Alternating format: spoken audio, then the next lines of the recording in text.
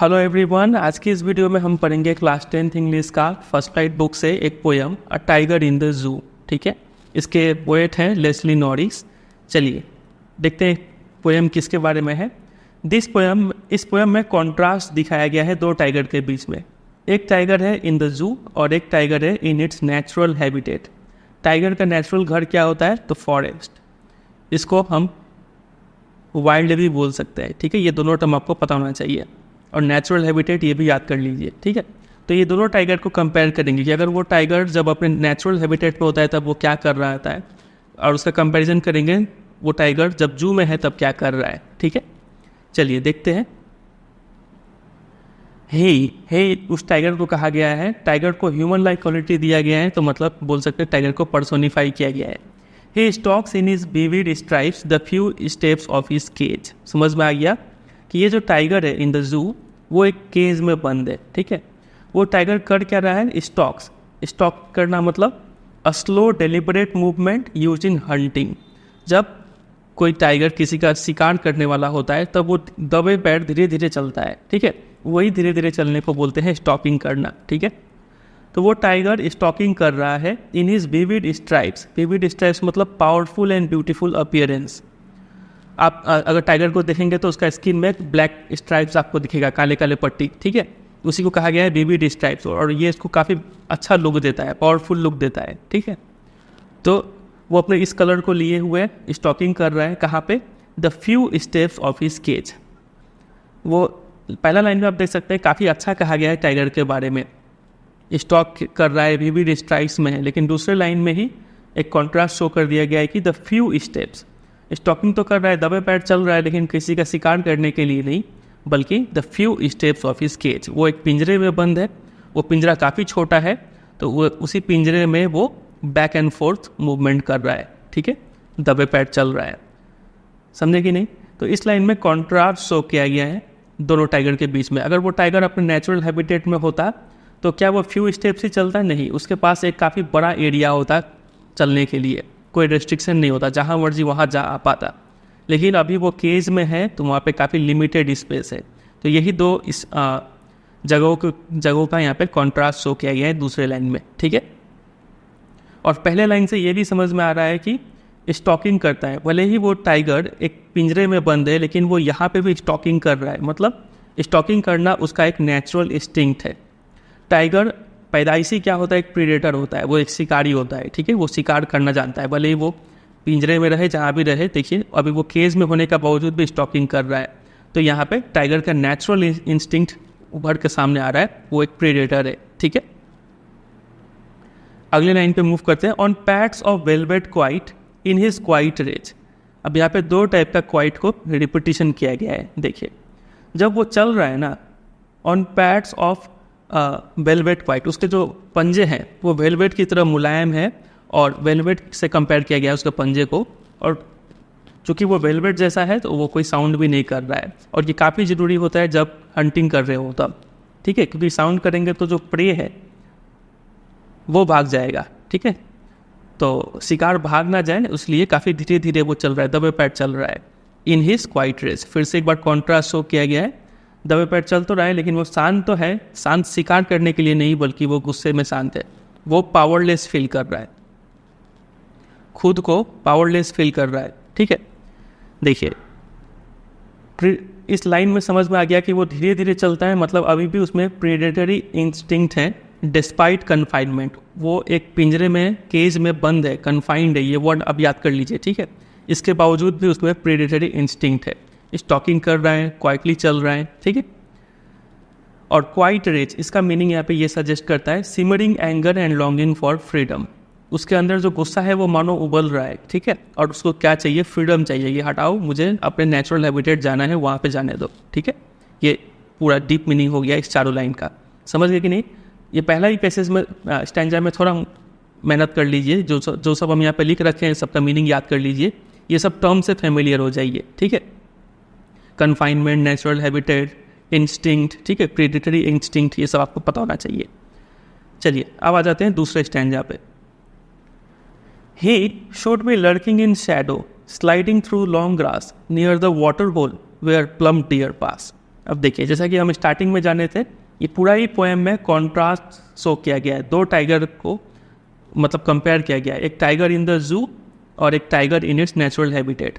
पहला स्टैंजा में हमने देखा कि टाइगर इन द जू का क्या हालत है। जब वो जू में है तो एक पिंजरे में काफ़ी कन्फाइंड है, काफ़ी रेस्ट्रिक्शन में है, पावरलेस है। ठीक है, अब देखते हैं अगर वो नेचुरल हैबिटेट अपन मतलब अपने घर में होता, जंगल में होता, तब वो क्या कर रहा होता। ही शुड बी मतलब उसको कहाँ होना चाहिए था, ये टर्म पे ध्यान दीजिए आप। ये था पहला वाला स्टैंजा में रियलिटी है उसका, वो कहाँ पे है, केज में है, जू में है। लेकिन ये एक्सपेक्टेशन है कि उसको कहाँ होना चाहिए था। He should be lurking in shadow. Lurking in shadow का मीनिंग होता है using natural camouflage and stealth to hunt prey. मतलब देखिए, जब टाइगर का आप कलर देखेंगे ना, तो जो ब्लैक स्ट्राइप्स है, फिर येलो बैकग्राउंड है, तो ऐसा कलर उसको काफ़ी हेल्प करता है छिपने में घासों में। जब जो पीले पीले घास होते हैं उसमें टाइगर इजीली छिप जाता है, इसी को बोलते हैं कैमोफ्लाज करना। ठीक है, इससे शिकार करने में काफ़ी ईजी होता है। स्टिल्थ मतलब छुपे हुए रहना, टू हंट प्रे। ठीक है, वो तो इस टाइगर को क्या करना चाहिए था, ऐसे ही कैमोफ्लाज करना चाहिए था और छुप के दबे पैर चल के किसी का शिकार करना चाहिए था। स्लाइडिंग थ्रू लॉन्ग ग्रास, और स्लाइडिंग मतलब मानो स्लाइड करते हुए लंबे लंबे घासों के बीच से उसको चलना चाहिए था। ठीक है, और चल के कहाँ जाना चाहिए था, नियर द वाटर होल, उस जगह पे जाना चाहिए था कि जहाँ पे पानी है। क्यों, क्योंकि जहाँ पे पानी है वहीं पे where plump deer pass. Plump मतलब हेल्दी, मोटे ताजे जो डियर है वो पानी पीने के लिए पानी के पास आएंगे, पानी के सोर्स के पास आएंगे। इसलिए इस टाइगर को इंतजार करना चाहिए कहाँ पे, उस पानी के सोर्स के पास, ताकि जब डियर प्लम्प डियर जब वो पानी पीने आए तो टाइगर उसको मार दे, शिकार कर पाए उसका। ठीक है, तो देखिए, तो ये लाइन सजेस्ट कर रहा है नियर द वाटर होल। वो अगर नेचुरल हैबिटेट पे अपने होता तो वो वाटर होल के पास होता है। इसका मतलब ये टाइगर काफ़ी अच्छे से फेमिलियर है, उसको नॉलेज है अपने इन्वायरमेंट के बारे में, अपने नेचुरल हैबिटेट के बारे में, और हंटिंग टैक्टिक्स उसको काफ़ी अच्छे से आता है, तभी वो इस पानी वाले जगह पे वेट कर रहा होता है। ठीक है, प्लम्प डियर मतलब healthy and plentiful food source. ये भी दिखा रहा है कि उसको जू में यानी केज में उतना अच्छे से खाना नहीं दिया जाता है। ठीक है, कम खाना, इतना ही खाना दिया जाता है जिससे वो जिंदा रहे। लेकिन अगर वो अपने नेचुरल हैबिटेट में होता, घर में होता, तो उसको मोटे ताजे डियर खाने को मिलते। ठीक है, उसको काफ़ी एक अच्छा खासा फूड सोर्स मिलता है, ऐसा जू की तरह कम खाना नहीं खाना पड़ता उसको। ठीक है, वो काफ़ी हेल्दी भी रहता। समझ गए दूसरा स्टैंजा। मूव कीजिए तीसरे वे। देखिए, ये भी शुड बी से स्टार्ट हुआ था और ये भी शुड बी से स्टार्ट हुआ है। इसमें बोला गया है कि he should be snarling around houses at the jungle's edge, baring his white fangs, his claws, terrorising the village. Tiger को क्या करना चाहिए था, अगर वो नेचुरल हैबिटेट में होता तो वो क्या कर रहा होता, स्नालिंग अराउंड हाउसेज, वो हाउसेज जो कि जंगल के ठीक पास में है, जंगल के एज में है। मान लीजिए ये फॉरेस्ट के ट्रीज़ हैं और इसके ठीक किनारे में, यहाँ बहुत सारा फॉरेस्ट है, बहुत सारा पूरा फॉरेस्ट है। ठीक है, तो इसके ठीक किनारे पे कुछ घर होंगे। यहाँ पे जो फॉरेस्ट और घर का रेसिडेंशियल एरिया का जो बाउंड्री है, वहाँ पे ये टाइगर को क्या करना चाहिए था, स्नालिंग करना चाहिए था। स्नालिंग का सिंपल मतलब होता है दहाड़ना। यहाँ पे क्या लिखा हुआ है, makes an angry warning sound, ऐसा दहाड़ना। ठीक है, गुस्से से दहाड़ना। क्यों दहाड़ेगा वहाँ पे ये टाइगर, क्योंकि ये डिस्प्ले कर पाए aggression to warn humans to stay away from its territory. ताकि ऐसा गुस्सा दिखाना इसलिए ज़रूरी है ताकि लोग इससे डरे और जंगल को और डिस्ट्रॉय ना करें।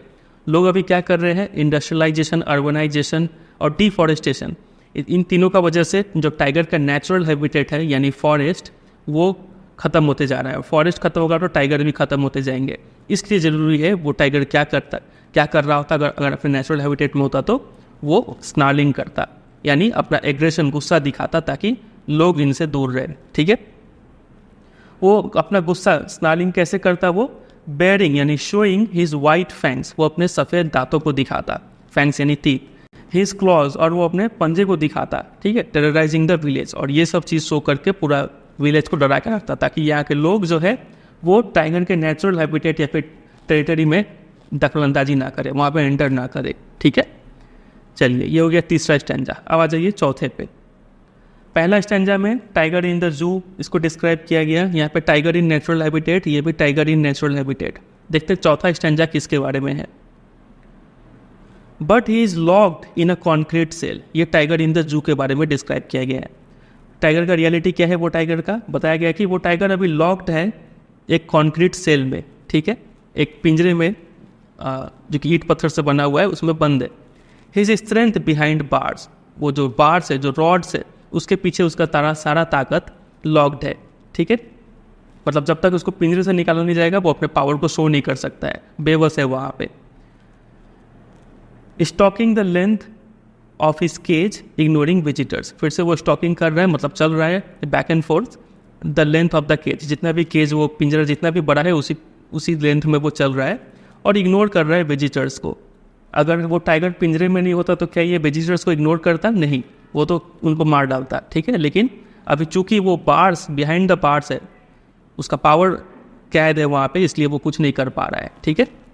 देखिए यहाँ पे कुछ लिख रखे हैं, ये लाइन ये सजेस्ट करते हैं waste of tiger's power and natural ability, ये शो करता है ये लाइन्स, क्योंकि उसका स्ट्रेंथ ही नहीं है, उसका टाइगर का जो नेचुरल पावर है वो शो नहीं कर पा रहा है। Loss of freedom and purpose, tiger अगर बाहर रहता तो फिर जंगल को प्रोटेक्ट करता, ठीक है, और फ्रीडम के साथ रहता, तो वो चीज़ यहाँ पे नहीं है, उसको मिल रहा है, ठीक है।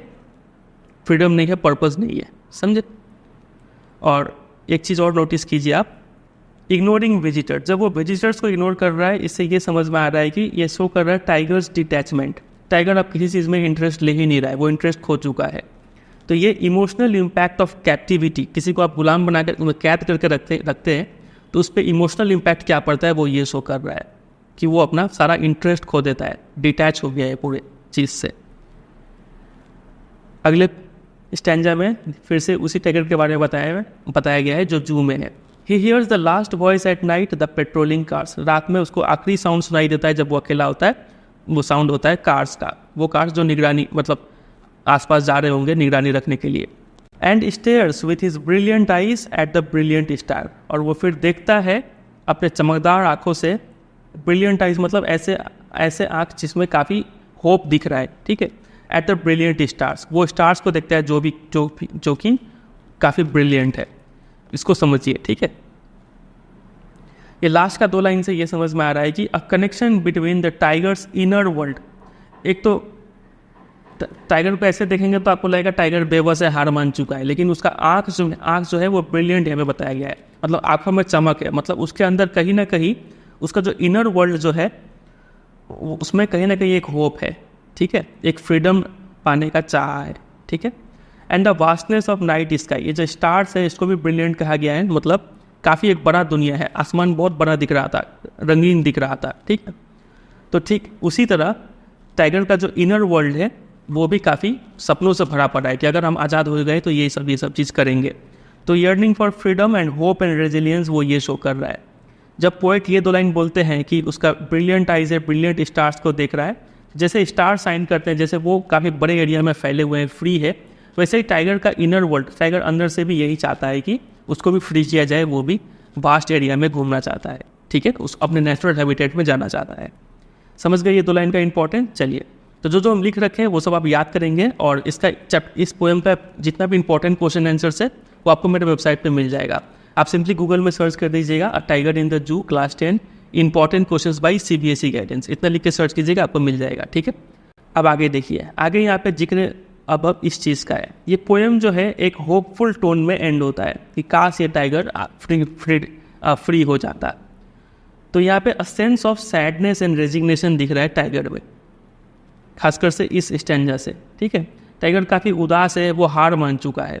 इग्नोरिंग विजिटर्स जब यहाँ पे बोला गया था, ऐसा लग रहा है टाइगर अब छोड़ दिया है खुद को, ठीक है। तो ये हमें सोचने पे मजबूर कर देता है, हम रीडर्स को। कंटेम्पलेट मतलब think deeply the ethics of keeping wild animals in जू। हम लोग ये सोचने पर मजबूर हो जाते हैं कि एनिमल्स को जब जू में रखते हैं वो कितना सही है और कितना गलत, इसी को एथिक्स कहते हैं, ठीक है। तो इसके बारे में एग्जाम में क्वेश्चन आता है, आपसे आपका व्यू पूछेंगे। आजकल तो क्रिटिकल थिंकिंग आ गया ना, मतलब कॉम्पिटेंसी बेस्ड क्वेश्चंस। तो ऐसा ही क्वेश्चन बनता है कि आपको क्या फील होता है कि टाइगर को जू में रखना चाहिए कि नहीं।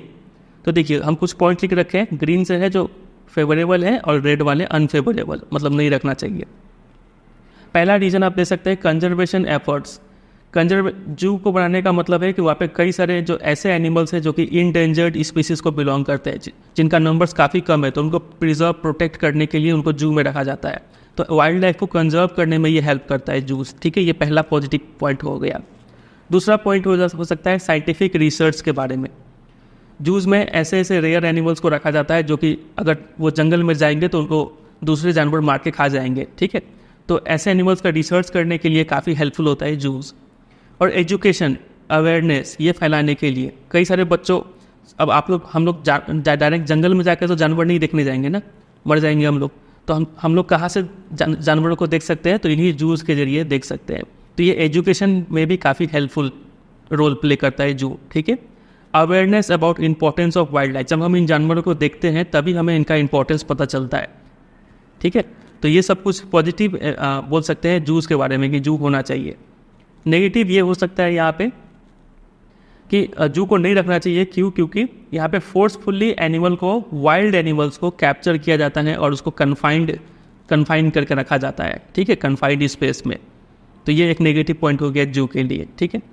फिर डिनाइंग नेचुरल हैबिटेट, जब आप इसको जू में रखते हैं, एक की पिंजरे में रखते हैं, तो इसको अपना नेचुरल हैबिटेट से वंचित कर देते हैं, जहाँ पे अगर ये रहता तो ज़्यादा फ्रीडम के साथ रहता, ज़्यादा अच्छा लाइफ, ज़्यादा अच्छा इंजॉय कर पाता।